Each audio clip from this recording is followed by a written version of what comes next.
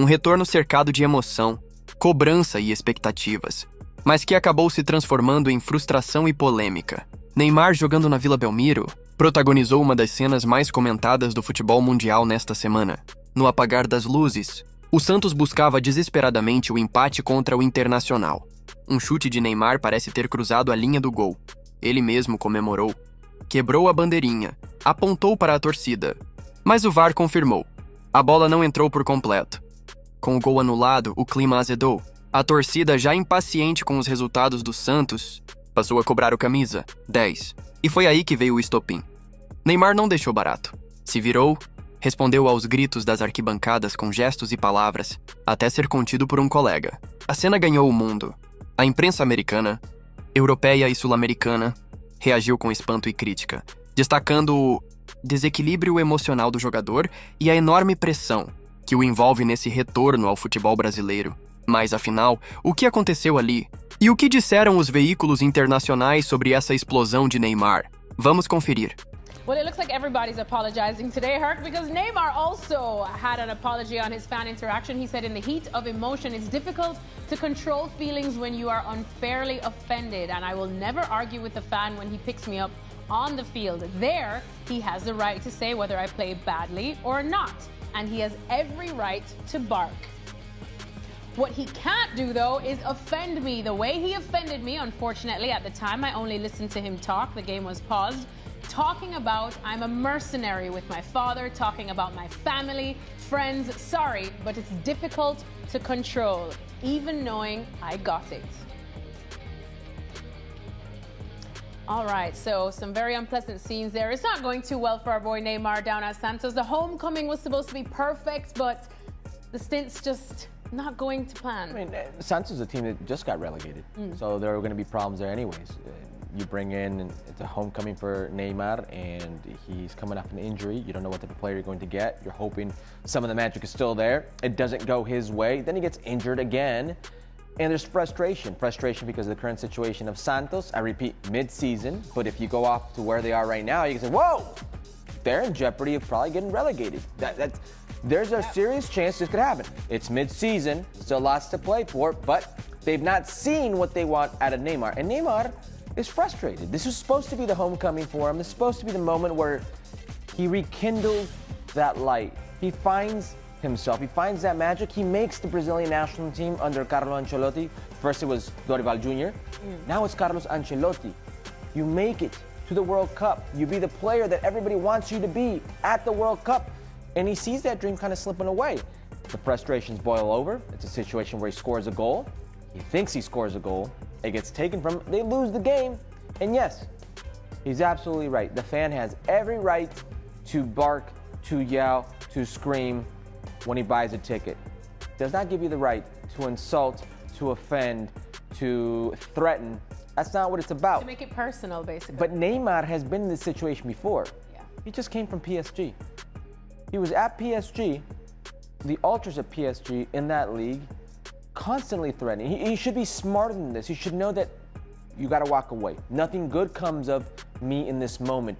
Me with this fan. He let the moment get the better of him. It's unfortunate, but it doesn't look like things are going to get any better or any easier for Santos.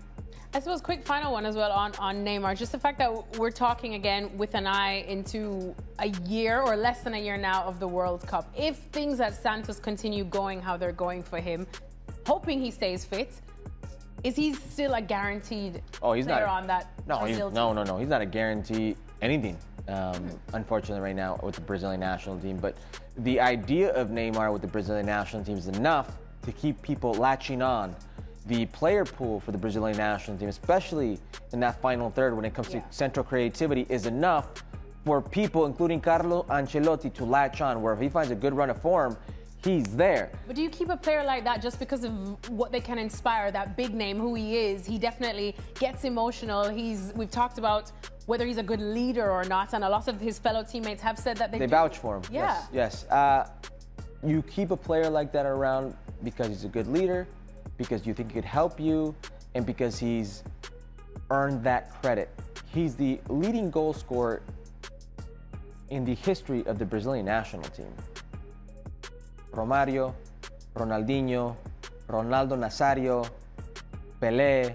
There have been some absolute monsters that have played for that national team, and the leading goal scorer is Neymar, so there's credit there to be had.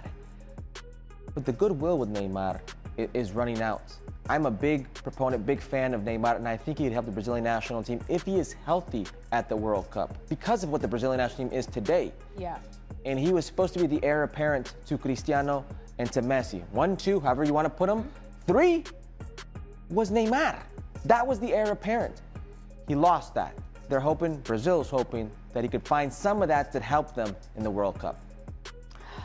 Brazil without Neymar at a World Cup, it would really be a thing to see. Let's hope things definitely start to go his way soon. A imprensa americana tratou o episódio com cautela, mas não deixou de apontar um padrão. Para sites como o World Soccer Talk, a cena revelou o quanto Neymar está descompensado emocionalmente e como a expectativa do retorno ao Santos está se chocando com a dura realidade do time na zona de rebaixamento. O jornalista Brian Ciaretta, especializado em futebol sul-americano, afirmou que Neymar vive um conflito interno. Quer salvar o clube, mas ainda luta contra o físico e os fantasmas das críticas. Para ele, a reação à torcida é um sinal claro de frustração acumulada. Já o Bleacher Report classificou a cena como preocupante e comparou com outros momentos de instabilidade que o craque já viveu na Europa. Por outro lado, alguns jornalistas destacaram a falta de respeito da torcida. Um torcedor que xinga a família do jogador deve ser ignorado? Neymar respondeu isso no Instagram, dizendo que se o problema é ele, que ele mesmo vai embora, um recado forte, e que mostra que essa relação entre ídolo e torcida ainda vai render muitos capítulos. Se por um lado o Neymar ainda é esperança, por outro ele precisa urgentemente encontrar o equilíbrio, dentro e fora de campo. Último minuto, mas segue perto em vários momentos, né? Teve bola na trave,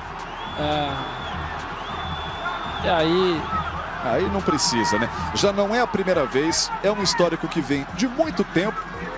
Reclamação do torcedor, né? Bate-boca. Uma Tem DR, gol na rodada, DR, né? Discussão aí, mas tem gol na rodada que é o mais importante. Gol do Sport. Ele poderia escorar para alguém mais bem posicionado. O Santos termina com 20 contra 11 finalizações, mas o Inter foi muito eficiente, muito correto. Vamos falar aqui com o Basso. Basso, final de jogo, o Santos quase empata.